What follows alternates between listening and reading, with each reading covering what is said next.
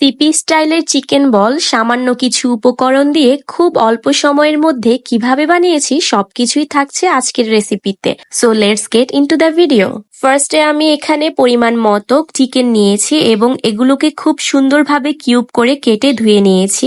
এরপর নিয়েছি 2 পিস পাউরুটি, সাথে নিয়েছি 4-5টা শুকনো মরিচ, 3টা কাঁচা মরিচ, আর নিয়েছি 1 টেবিল চামচ আদা রসুন পেস্ট এবং আরো নিয়েছি কিছু গোলমরিচ। এবার আমি সবগুলো উপকরণ ব্লেন্ডারে নিয়ে নিব। ফার্স্টে নিয়েছি চিকেন গুলোকে, এরপর আমি পাউরুটিগুলোকে টুকরো টুকরো করে কেটে দিয়েছি। তারপর বাকি যে উপকরণগুলো ছিল সেগুলো দিয়ে নিব এবং এখানে দিচ্ছি 1.5 চামচ কর্নফ্লাওয়ার, সাথে দিয়েছি পরিমাণ মতো লবণ। প্রত্যেকটা উপকরণ দেওয়ার পরে এগুলোকে খুব ভালোভাবে ব্লেন্ডার করে নিব।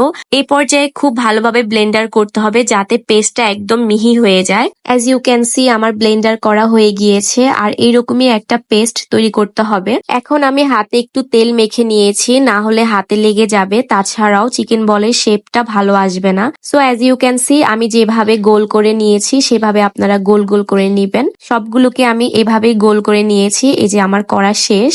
আর এটা করতে কিন্তু বেশি একটা সময় লাগে না, খুব অল্প সময়ের মধ্যেই হয়ে যায়। অন্যদিকে আমি একটা পাতিলে পানি গরম করার জন্য দিয়েছি, আর পানিটা যখন অনেক বেশি গরম হয়ে যাবে তখন ফুটন্ত গরম পানিতেই কিন্তু চিকেন বলগুলোকে ছেড়ে দিতে হবে। এক এক করে প্রত্যেকটা চিকেন বল দিয়ে দেওয়ার পরে আমি এগুলোকে 5 মিনিটের মতো সিদ্ধ করে নিব। আর এগুলো সিদ্ধ হয়েছে কিনা সেটা কিন্তু অটোমেটিক্যালি বোঝা যাবে। যখন চিকেন বলগুলো ফুললি সিদ্ধ হয়ে যাবে তখন প্রত্যেকটা চিকেন বলই কিন্তু উপরের দিকে উঠে আসবে, আর ওই পর্যায়ে বুঝে নিতে হবে যে চিকেন বলগুলো হয়ে গিয়েছে। তো চিকেন বলগুলো ফুল সিদ্ধ হয়ে গিয়েছে, এখন আমি এগুলোকে নামিয়ে নিয়েছি। আর আমি একটা কেটে দেখেছিলাম যে সিদ্ধ হয়েছে কিনা, বাট হ্যাঁ, খুব সুন্দরভাবে সিদ্ধ হয়েছে আর অনেক বেশি সফটও হয়েছে। তারপর একটা পাতিলে একটু তেল গরম করে নিয়েছি, সেই তেলের মধ্যে প্রত্যেকটা চিকেন বলকে দিয়ে খুব ভালোভাবে নেড়ে চেড়ে একটু ব্রাউনিশ কালার করে ভেজে নিব, এরপর তুলে নিব।